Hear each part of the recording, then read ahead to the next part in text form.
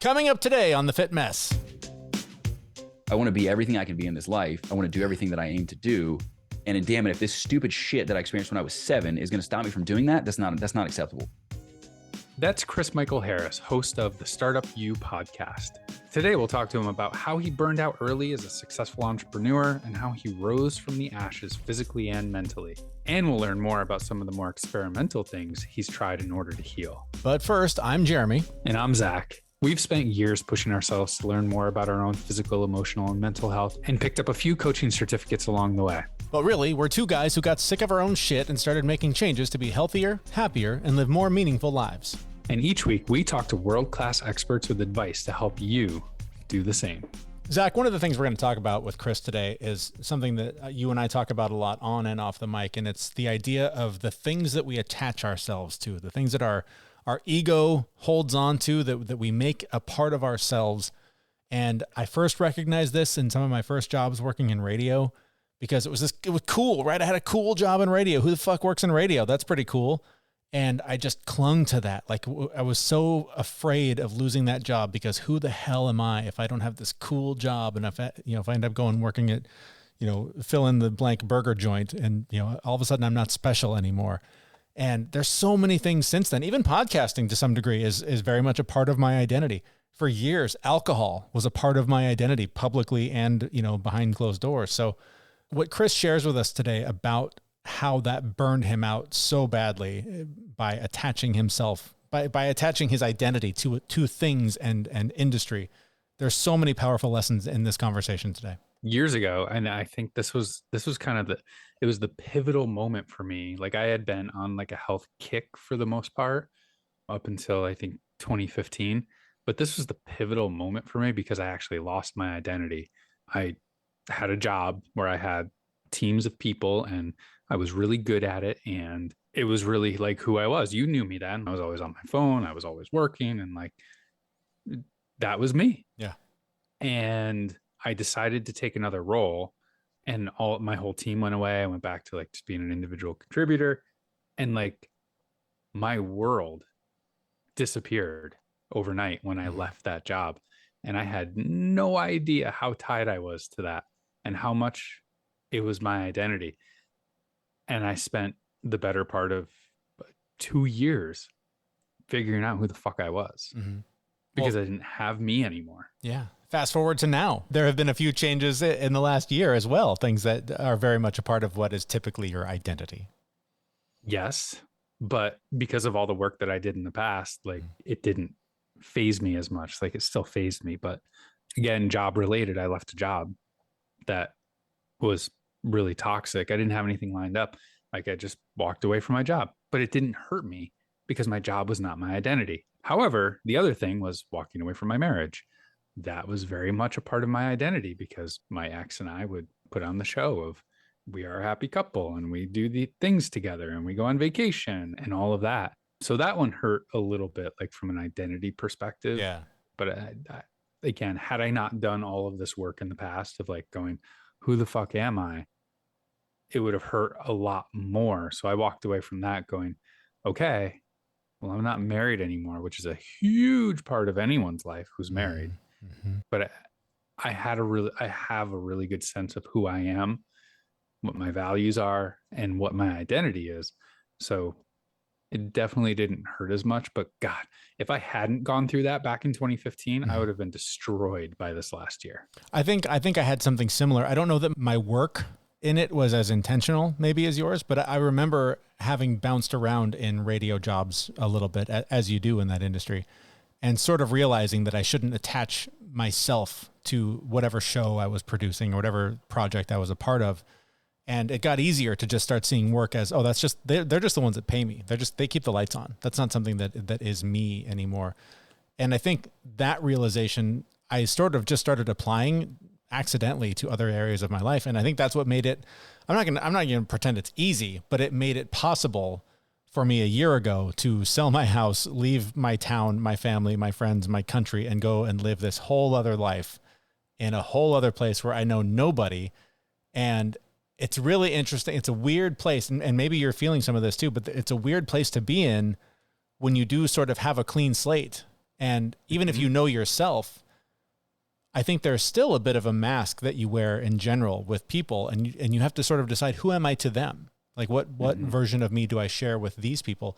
And when I had this feeling just yesterday, I was walking through like a shopping plaza, and I had the sense of, oh, I wonder if somebody, like I'll run into somebody I know. Of course I won't. I don't know anybody here. But I had this weird feeling of I am literally whoever I want to be here, because there is no preconceived notion. There is no story attached to who I am other than the new guy, right? So I still very much, and I think the lesson that applies here is that you at any point in your life can rewrite the story and become whoever you want to be by taking the actions you need to take to get there. Yeah, you don't have to move to the middle of nowhere, Canada. Right. You don't do that. Although I highly recommend it. I highly recommend it. I'm sure it's great. No, you can stay put and you can do it. And it would be harder, right? And I think some of the changes that one would make, depending on what it is, right? You might lose some friends, but you might gain some friends too, like Absolutely. that are better suited to who you want to be as a person. Absolutely. So who I am as a person is highly dependent on how my chemical makeup is running, right? You got to feed that engine. And that's why I take Athletic Greens. I started taking Athletic Greens because I really needed to have a supplement that tasted great, gave me all the things that I needed. And I didn't want to have to take 10 pills a day or spend all of my time cooking all the meals.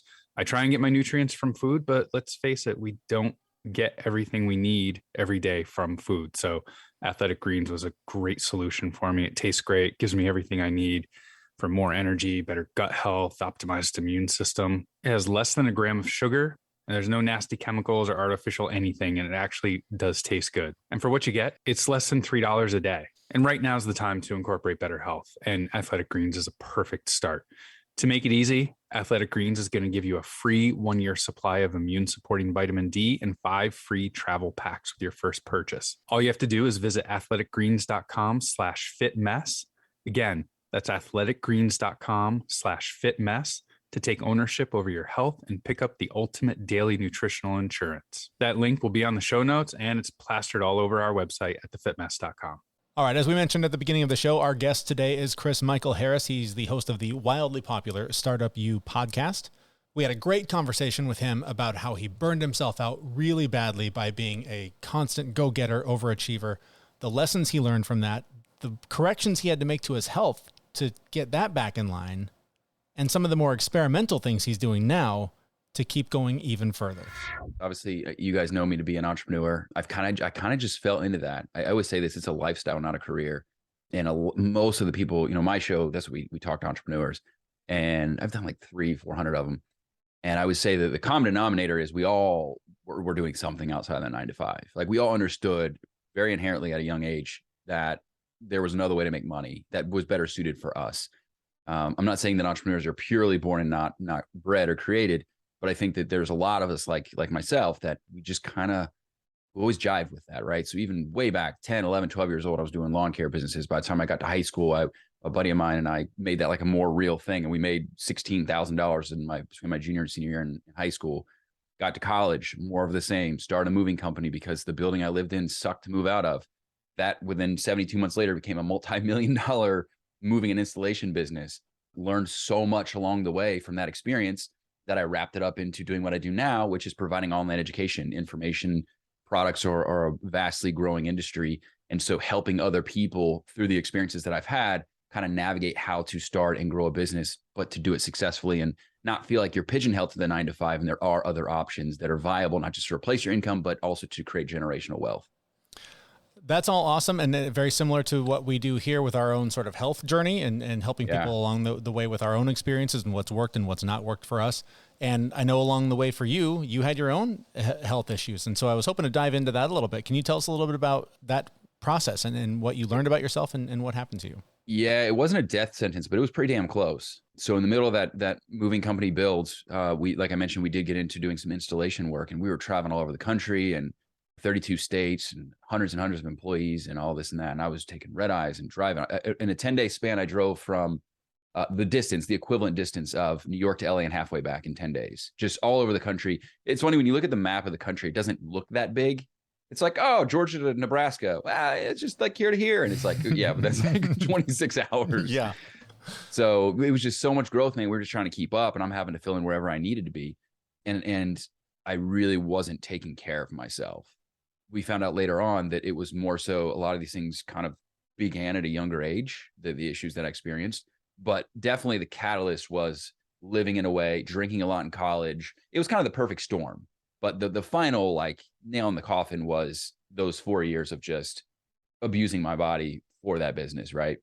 So finally, things were getting real bad. My energy was really depleted. I just did not feel good. I was really, really struggling. The caffeine, I was taking caffeine pills because drinking coffee wasn't even enough. On top of Vyvanse, there were times when I was just drinking Monster energy drinks, the resealable ones, and that's all I had the whole day. No food at all. That was like nourishment in a can. Obviously, that's not nourishment. So, when you're young and you're in your 20s, you're like, shit, I'm bulletproof. It's the dream, right? It's having the Bezos success story. It's having the Musk success story, and you're driven by that, right? And it's a powerful thing to be driven by. So finally, my wife's like, you got to do something about it. Like, I've been telling you for years, it's getting bad. You got to do something about it. So I went and got some functional medicine labs done, and it was bad. So I won't get into too much of the details of that specifically, but we were very closely trending to like what could have been cancerous territory. I won't be too TMI, but just to give an example of where I was at. My urinalysis and my saliva analysis showed double zeros. So my thyroid wasn't working at all. My hormones were completely shot. Testosterone was in the floor. I could not produce a bowel movement more than like once or twice a month. And I was just having to like take heavy cleansers just because I got so bad to the point that like my skin would start to change color. It looks kind of greenish because you're not eliminating toxins the way you're supposed to be doing.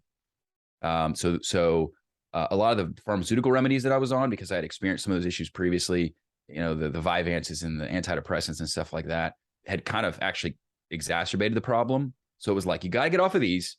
You got to cut down the stress in your life, and you've got to completely revamp your lifestyle unless you want to die by 40 or 50. Like that was the conversation we had with the functional medicine, integrative medicine doctor. And I chose to go that route, more natural route. I watched people go down the other route of just taking the next drug and putting a Band-Aid on it. And it's just not, it's just, you take something and then you've got to accommodate for 20 more side effects, if not vastly more than that. So it was a total revamp from the ground up, man. And so that business, we chose to walk away from that moving company installation business because of this reason. And I think a lot of people are like, why don't you sell it? And it's like, you don't just put it on marketplace. Like that's not how selling a business works. I hate to break. I wish it was that easy. Yeah, under Craigslist, businesses for sale. You just offer them up, meet at the mall, no big deal. Yeah, so they're all legitimate, right? Oh yeah, totally, totally. Huge opportunities here. When acquisitions take place on Wall Street, that's how they go down. Yeah, Craigslist M&As. Yeah, so we chose to walk away from it. It sucked. I hated it. It was like losing a loved one or something, because your first business, that's your baby, right? And the doc's like, look, if you're going to do this, the first thing you have to do is I don't want any stress in your life. You have to totally just relax, because I know you've been the opposite of that, and you've burned your adrenals and all this and that. And your body needs to heal. Cool. What the hell am I going to do with my life? I can't sit around. This is going to make me more stress sitting around. I got to do something. So I started the podcast, which is now StartupU Podcast. It was Entrepreneur Hour at the time. And that just kind of started to take off, man. It just kind of, within 2 weeks, we were trending top 10 in the world under New and Noteworthy. At the time, it was iTunes. Under business, health, and education. And I realized that I had something to share with people, and obviously they're getting value out of it. So we leveraged that into getting now 3 of the sharks from Shark Tank: Grant Cardone's, Guy Kawasaki's, Dave Asprey's. You guys have had Dave, Dave. Just some of the biggest names that like I didn't think I'd ever have the opportunity to speak to in a one-on-one capacity are now like on my show, which was really cool. And then we leveraged that into doing what I'm doing now, which is having that online business and brand. So it just kind of something that was really terrible. And I'm happy to get into more details if you'd like me to. But something that was like literally the darkest moment of my life. Like I was suicidal. I won't even try to, say otherwise. I was absolutely suicidal. I lost sight of who I was as a person. Everything with my identity was wrapped up in that business. Like I was Chris, the successful entrepreneur. And even how we let out today, you ask people like, who are you? I don't go into this like, well, here's who I am. My favorite color is blue. My favorite food is pizza. And I love this. And I live in Austin. It's like, I am entrepreneur. This is what I do, right? It's our name and what we do. That's how we introduce ourselves in the Western world, right?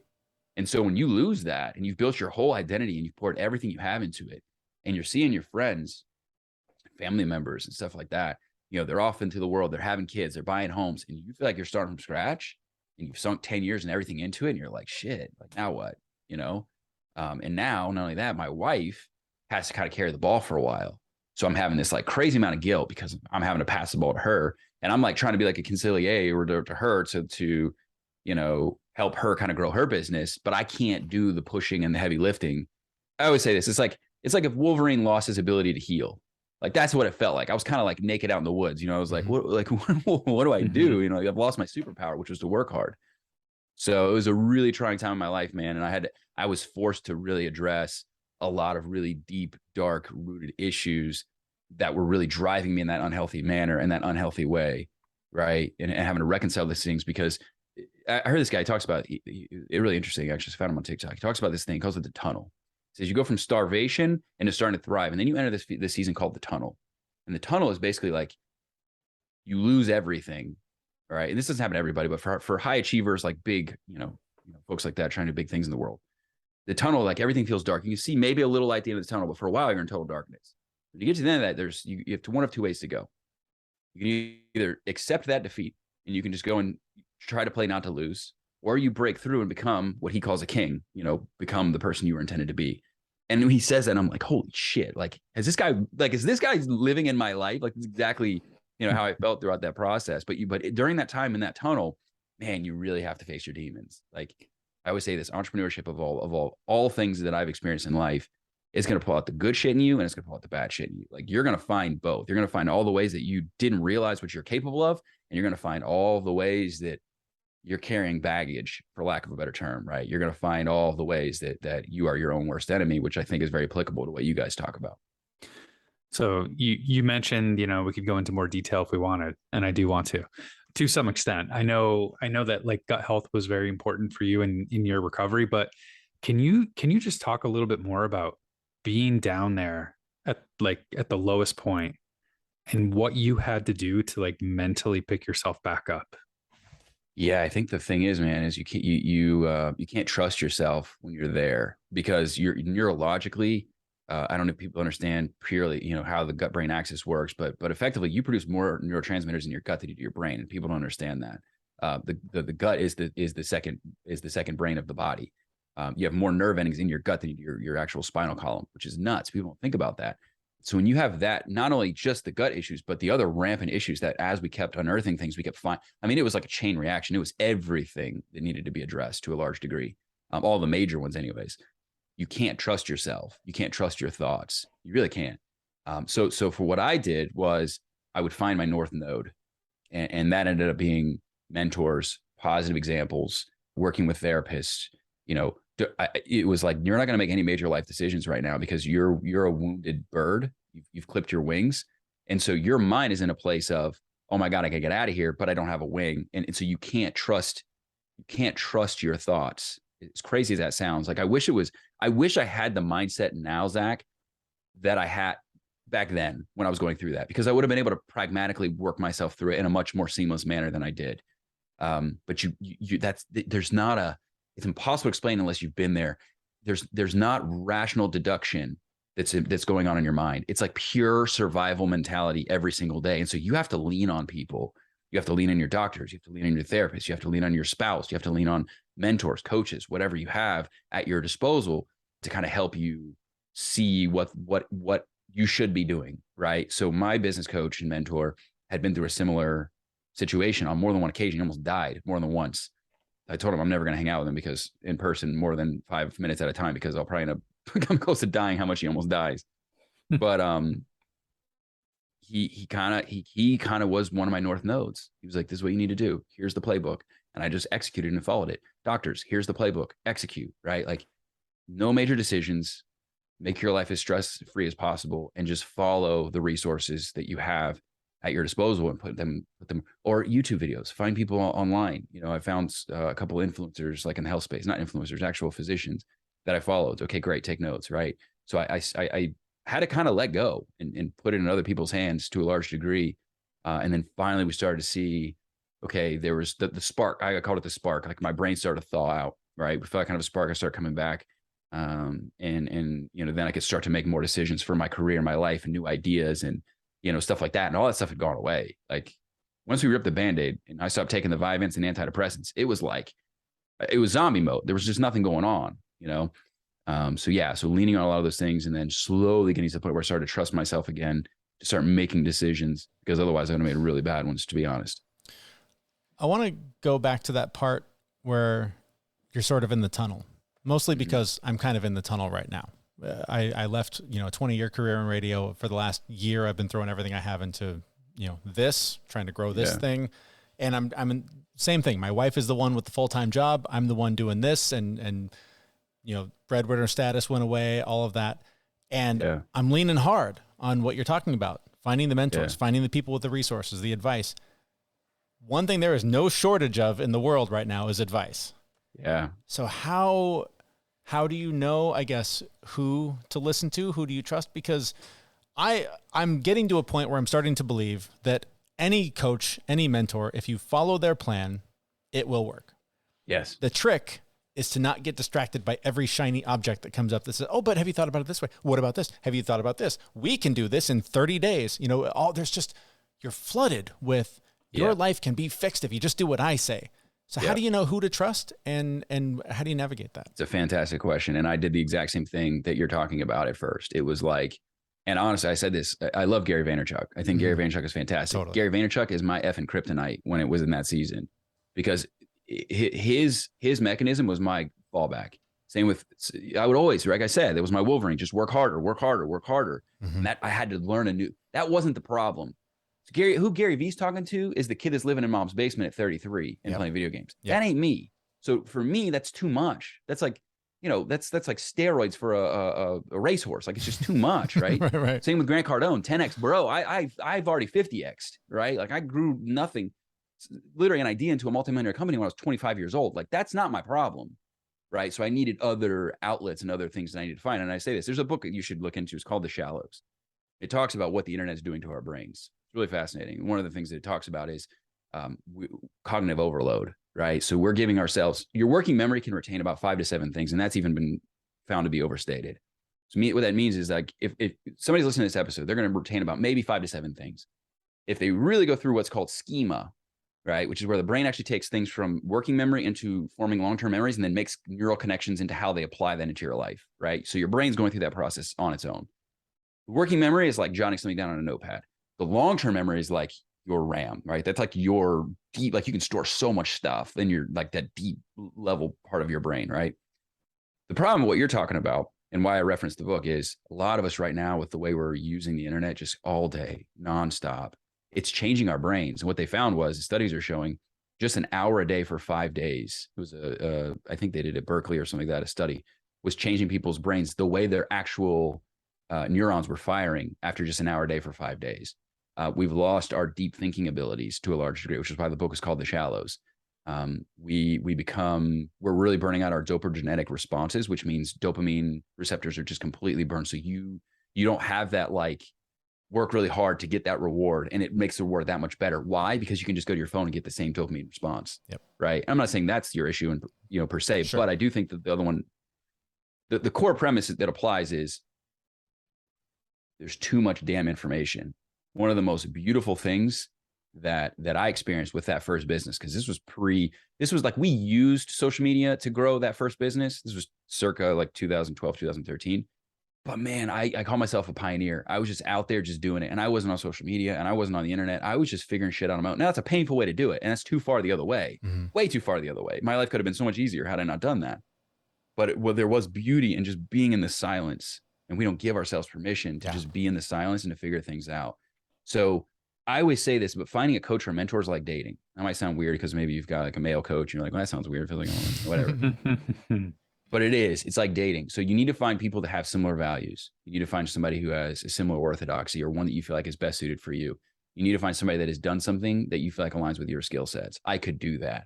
Oh, that makes sense to me, right? I've worked with tons of mentors. I spent hundreds of thousands of dollars. It's not an exaggeration, working with various people. But man, sometimes you find the right person, you spend $2,000 on their program, and you're like, holy shit, like, that just unlocked everything for me. Doesn't mean the other stuff isn't relevant. It doesn't mean you don't pull that other stuff back into their methodology, but finding the right person and then staying immersed in that community of that particular person's teachings. That's really where it's at. And then I would say this too. I'm a big advocate of using my phone like smoke breaks, right? So My phone is this is my office. My phone does not come into this office. It just doesn't. During the workday, I don't care. The only thing that'll happen is I'll get a buzz on here if an emergency call comes through, because my phone's on do not disturb. I set favorites on my phone, right? So if my mom, God forbid, something happened and somebody calls, that's coming through. Or if you call twice in a row, it'll still come through. But I'm locking that out completely. Social media, I have it limited to an hour a day. Now, a lot of people say that's a full hour. Yeah, well, because I'm using a lot of it for work. So I do need social media. Hour a day on social media, all social media total, not just like each platform an hour a day, because I'm protecting my brain. I use my Muse S, which is a neurofeedback device. So I'm doing meditation. I read. I make sure to read a book a week, right? It was found that people that read a book a month are in the top of their field. People that read a book a week are in the top 1% of their field. Like literally, it's that cut and dry. It's that cut and dry. Wow. Reading changes your brain back to counteract what the internet is doing to our brains. It does promulgate and promote creative thinking, deep thinking, thought, meditation, linear thinking, all the things that the internet does the opposite of. So the reason I say all this and why I'm getting into the nerdy brain science of it is because when we're trying to take in all those various inputs, we're overloading the brain. We're trying new things and we never get deep into one specific strategy from one particular person, right? Because you said it yourself. I'm confident that it would work to some various degree, right? Like working with somebody might get me to 6 figures. And maybe that's what they do. And maybe I've got to adopt a new mentor to get to 7 figures or 8 figures or whatever, whatever it is you're trying to do in your business. Right. But really locking in, we've become a microwave society. We want things now. Why? Because our brains are being trained to be that way. So when we do somebody's strategy for a week and they're like, you got to be consistent with your podcast. Awesome. We do an episode. Cool. I'm doing 4 episodes this week. By week 2, 3, 4, 5, we're not doing it anymore, right? We're not staying on that same consistent schedule. We're not implementing their strategies anymore. So for me, it's doing less, right? Some of the biggest, most successful people that I've come across in life, they have 4 major initiatives a year, not a week, a year. That blew my mind, literally blew my mind when I found that out. And I'm a big fan of Brian Moran, by the way. The 12-week year is fantastic. Love the 12-week year. Yeah. What's goal number 1? What's the most important goal right now? I love the book, The One Thing Too by Gary Keller. It's The One Thing is the name of the book, not The One Thing Too. The One Thing by Gary Keller, laid on top of a 12-week year. You read those 2 books, you're well on your way. Find 1 or 2 mentors, read those books, focus on annualized goals are such a varsity, like they're never going to work. So that's why I like 12-week year. What's that one goal? With that one mentor, you've identified, this is what I need for that season. I have a process that I go through. And if I'm bouncing over the place, just stop me here. But it's a protocol that works for me. It's called LEADER. It's called Be a Leader, LITR. Learn, implement, test, repeat. Learn, implement, test, repeat. You're learning the things that you've identified that you need to work on next. You're implementing the things that you've now learned because you're strategically executing on those things. You're testing to make sure it works. You're repeating the process. The reason I like that is because I'm an I. I'm a dominant I, meaning I just want to go implement stuff. No, I don't want to read the book. That's too much work. I don't want to go through the program first. Right. So I just want to do stuff and I make shit harder. I jump off a cliff and figure out how to build a plane the way down. That's a painful way to learn shit, as I discovered. Right. Now, on the other side, you have professional learners, is what I call them. They want to learn everything there freaking is to know.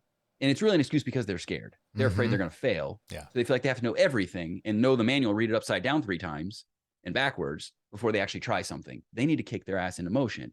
So if you follow that leader plan of making sure I'm learning what I need to learn, to implement the next thing I need to learn, or the next thing I need to do, to test that to make sure it's actually working, not just set it and forget it, and then repeating that process.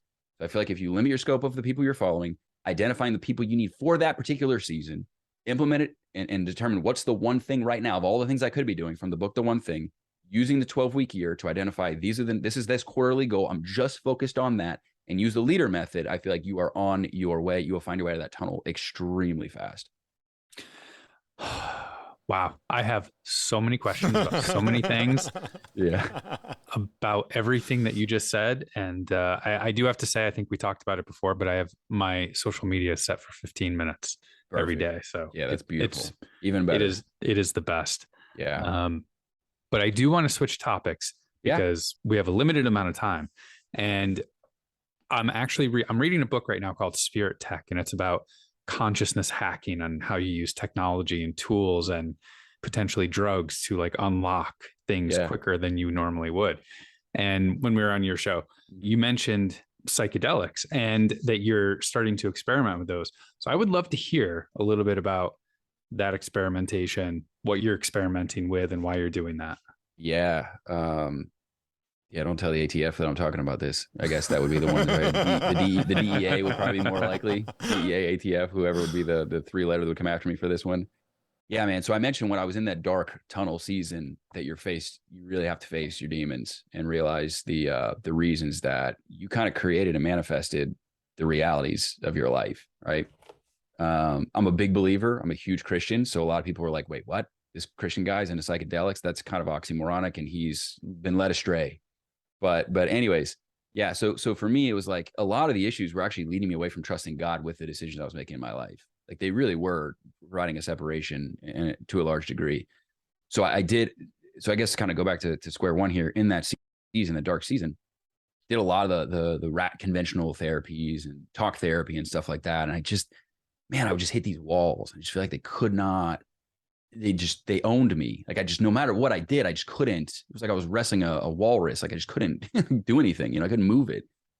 So I had a friend that was into, and I knew this, he was into various forms of NLP, specifically EFT. So for people who don't know what that is, neuro-linguistic programming. If you look it up, they're going to call it pseudoscience. I promise you there's some merit to it. And that would take a whole podcast episode just to talk about what that merit actually looks like. But it's been found to be extremely effective, specifically over things like CBT, cognitive behavioral therapy. And I can get into all whatever at some point. But anyway, so EFT is emotional freedom technique. It's tapping on your various like pressure points of your body and then working through various situations, how you felt through a situation, so on and so forth. It's basically acupressure instead of acupuncture. That's effectively like the most easiest way that I can describe what it is. So we kind of noticed there were some things cracking there. Like I wasn't the type of person that no matter what, I wouldn't shed a tear, no matter what. Like I've conditioned myself through the traumas I experienced growing up. I grew up in an abusive home to never show emotion. Yeah. Well, the problem is you don't get to choose what emotions you show and which ones you don't. You just block them all. You lock them all away, right? Yeah. And that was affecting me at a big level. The next thing for me is that I was constantly trying to prove myself because the person that I was abused by growing up, I felt like I always had to prove to him that I was worthy because no matter what I did, if I could have scored 50 points in a basketball game, I was the captain of my team. I was playing multiple sports at a time. Like I was making straight A's. I had a job. Like I was doing all the things and it was never enough. Mm-hmm. Never, no matter what, it was never enough. It was, if I scored 50 points, it was, well, you had 6 turnovers and you fouled out with 2 minutes left in the game. That was the focus. Right. Or it was focusing on my friends. That one of them played pro baseball and one of them played collegiate NCAA Division I basketball at Miami. Well, obviously I'm not going to measure up to them because I didn't go play pro baseball and Division I basketball. Right. So that was always the bar that I was compared to. So I never felt good enough. I never felt like I was achieving enough. So take that bad data, no emotions, right? So you're not celebrating any of the wins in your life on top of constantly needing to prove yourself. You talk about a hamster wheel. Yeah. Jesus Christ, you're going to be, no matter what you do, you feel like you're total schmuck. I remember I made $1 million, 26, 27 years old. It was like, oh, hey, somebody pulled out in front of you in the car and they waved hi. That was the significance of it to me. Wow. It meant nothing. It was off to the next. So how do I make $1 billion? It's devastating. Like it really drives you into insanity. So the problem is that these are really deep layers of the onion. If you look at the, kind of the subconscious as layers of the onion, you're cutting into those layers. In my mind, the conventional therapy maybe cuts that first layer. It gives you the ability to rationally do something with your trauma, right? It's a crutch. Let's take this trauma and then we can act in accordance that we basically bypass the trauma so you can function as a normal human being in society. That's what conventional therapy is. And I'm not shitting on it because it's extremely effective and a lot of people, they really benefit from it. But that's really what it is. NLP is like a layer deeper. You're tapping into the subconscious, but you haven't shifted your consciousness enough to be suggestible enough to be able to really make big, deep-seated changes, like at your OS level.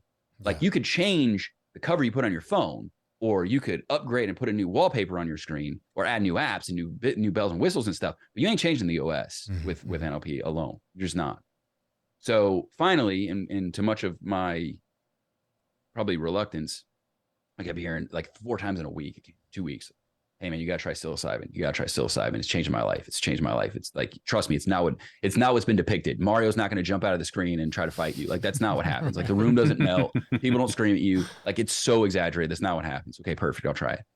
So I had already been dabbling with Delta 8, which is a legal, it is a polymer and isomer of THC. It's a THC derivative. It's like THC is Delta 9. This is Delta 8. It's legal in Texas. It's legal in many places. And I was experiencing some pretty radical, deep changes in terms of just understanding things through a different lens. but maybe not necessarily is far deep. Like I'm literally keep going down this rabbit hole as I wanted to. Introduce psilocybin, dude, your life changes in 10 minutes. I mean, literally your life changes in 10 minutes. You just understand things and see things and feel things through a totally different level. I saw, I don't know how much we're going to get into this, but I saw God. I saw like the massive, like not like a face or anything, but I saw like this massive presence that is God, or I understood it to be God, like pouring life energy out into all things and giving everything life. And this is like 7 minutes into my first psilocybin experience. It was wild. But you just start to hear and understand things, and you just genuinely feel a sense of peace. Things come to you that there's no way that I conjured up in my imagination. In fact, a study came out and it said that like, don't quote me the number specifically, it was like 65 or 70%, even as high as 75%, something in that ballpark, of people that went in that were atheists went into like a psilocybin study, because they do these controlled studies and stuff like that. I think Johns Hopkins has like a division that they do something there. They went in atheists, they came out believing in something. Doesn't mean they believe in what I believe in, but they believe in something now. So there's radical transformations that are happening at a deep, deep, deep subconscious level. In fact, now some of the studies are showing that it is literally you from one round of psilocybin. This is magic mushrooms for those who don't know what that means. One round, one microdose of that can have the effects of an antidepressant for an entire year. Right. Now you tell me if Big Pharma came out with a drug, they said you take it once a year. Right. Mm-hmm. What was that scene from The Office where Kevin Malone's like, an antacid that lasts for a month, you know, and like, it's like the big idea that he had. If you're not an Office fan, you're going to be like, what the hell is he talking about? But yeah, it lasts for up to a year. They're finding that is literally like the brain's natural reset.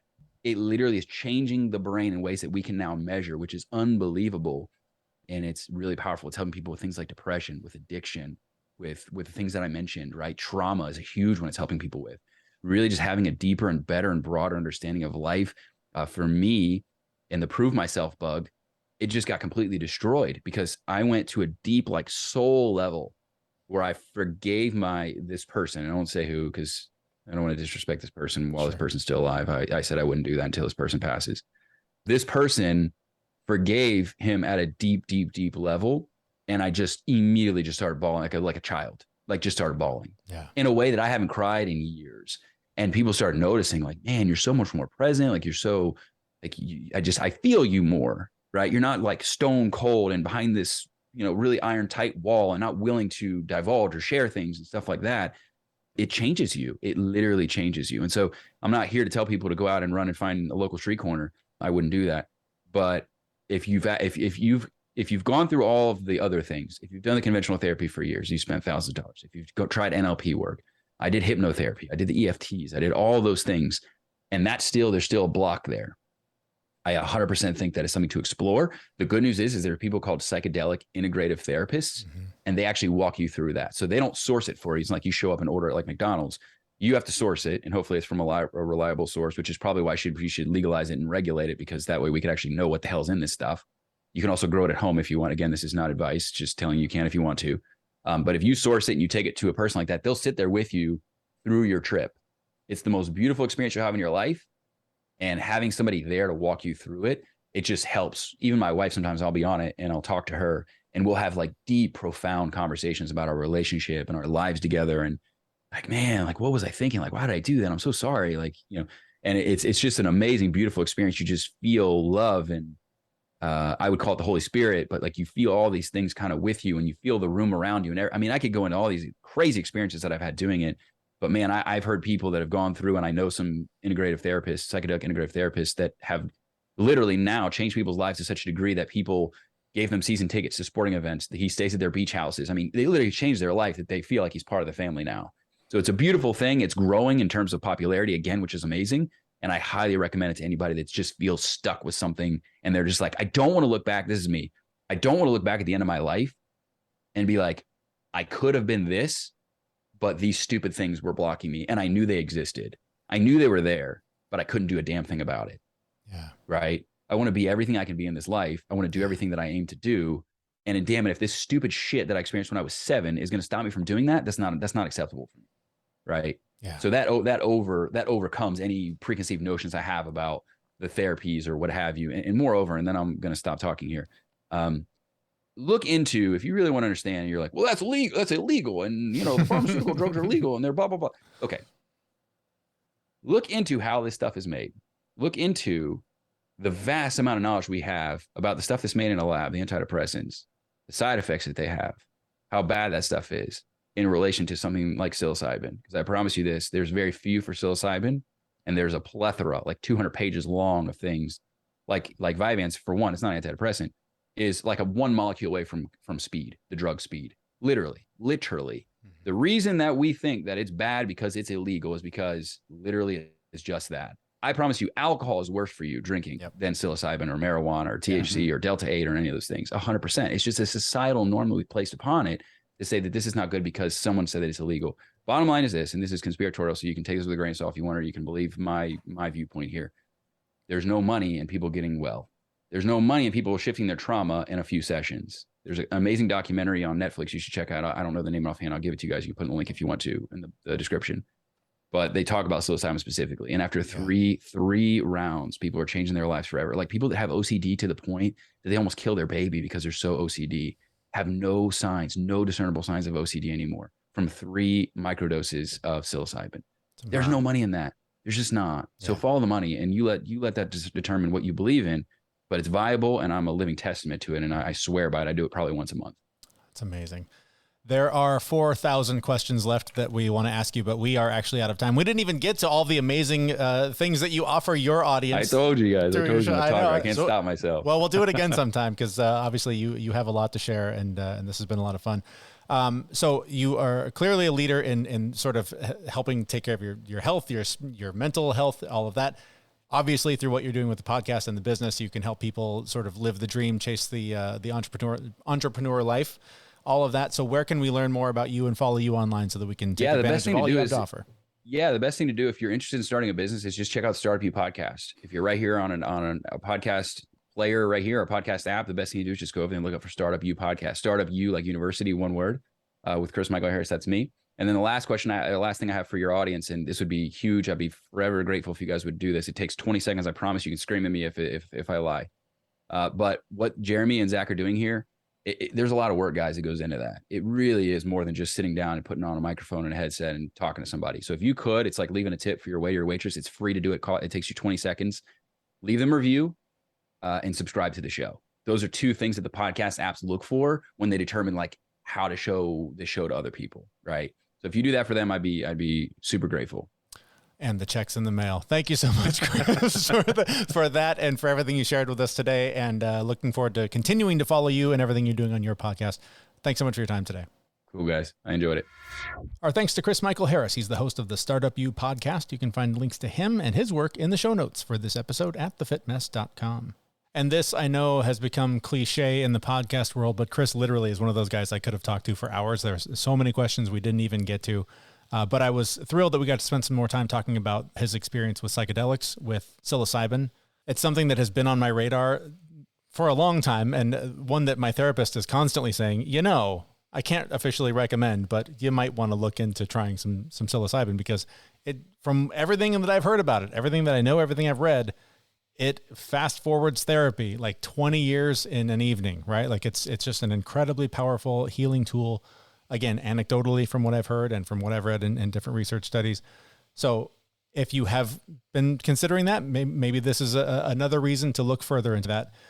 But I also just want to say there are other ways to get samplings of what it may offer. And I've experienced them through breath work, through meditation, through various forms of both. I've worked with coaches on to get better at and to be able to go deeper. And so if the psychedelics are maybe outside of your comfort zone and not something you're willing to dabble with, there are other ways to get a taste of it for your own healing. Just to be clear here, we are not recommending that you go take psilocybin or any other hallucinogenic drug. Correct.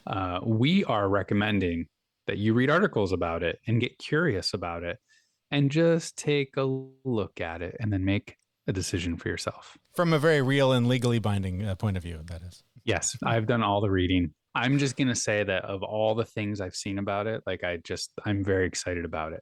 But speaking of doing things to your brain that may or may not be good for you, the first time I learned that most of the serotonin that goes into your brain is produced in your gut, and, proper gut health is required to get that.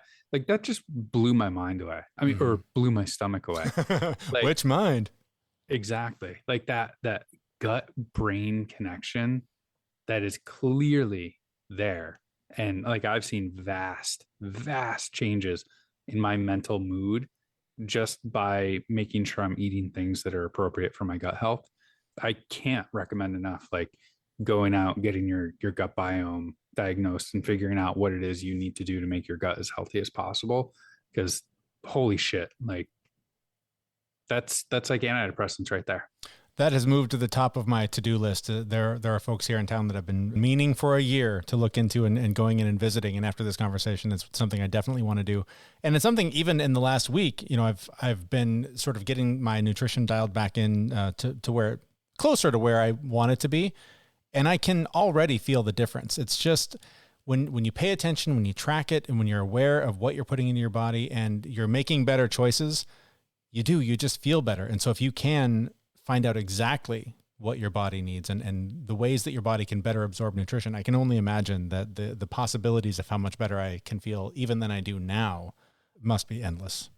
Mm-hmm. But with all of this, let's not forget who we are. Or if you have forgotten who you are, go find out. What he talked about with identity was just so close to home for me because, I mean, like I said at the beginning, I lost my identity and I had to go find myself.